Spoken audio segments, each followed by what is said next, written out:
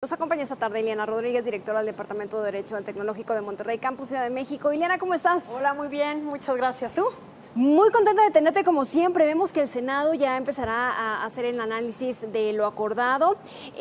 Vemos buen ánimo en México, aunque ayer dábamos una información relevante, que los portales de noticias de Estados Unidos hacían un comparativo del Telecán y del nuevo proyecto.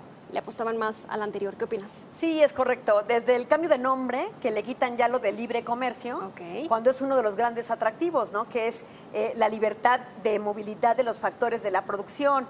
Entonces, sí es cierto, esa connotación se disminuye, pero no se quita, porque finalmente hay un mercado trilateral que pudo zanjarse, que pudo salvarse. Recordemos que el peor escenario era no tener un tratado de libre comercio con Estados Unidos y Canadá.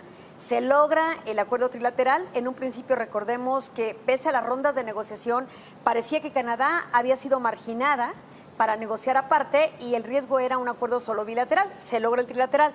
Es cierto, hay rubros nuevos, pero también es cierto que en otras áreas, más que negociación, hubo una serie de concesiones hacia los Estados Unidos.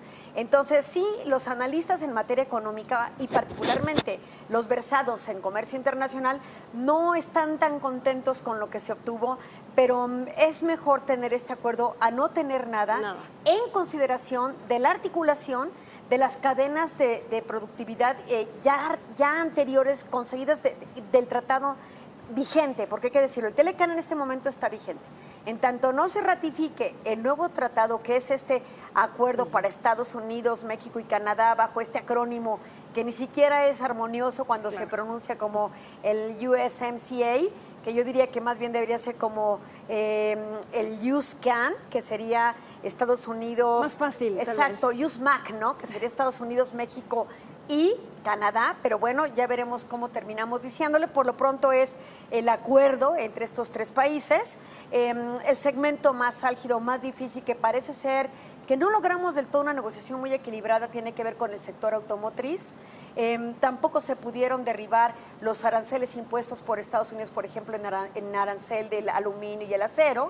Esos eran paralelos, pero ahorita ya se está pidiendo como que haya una exclusión. ¿Se lograría esto o no?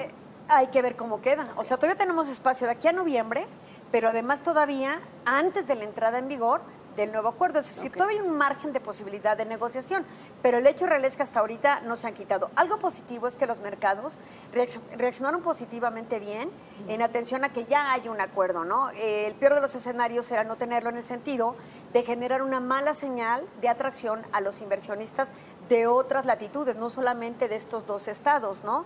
Entonces, me parece que eso es prudente. En el tema del capítulo de solución de controversias, sí es cierto que desaparecen los paneles de expertos que eran importantes o que lo son todavía en el actual tratado. Se sujetarán ya este tipo de disputas a las cortes locales. Ahora, si hablamos de lo que tiene que ver con solución de controversias en el plano doméstico, pues en el caso de México nosotros estamos protegidos en el sentido de que tenemos a los famosos APRIS, que son estos acuerdos para la resolución de conflictos o la resolución de disputas en materia de inversión.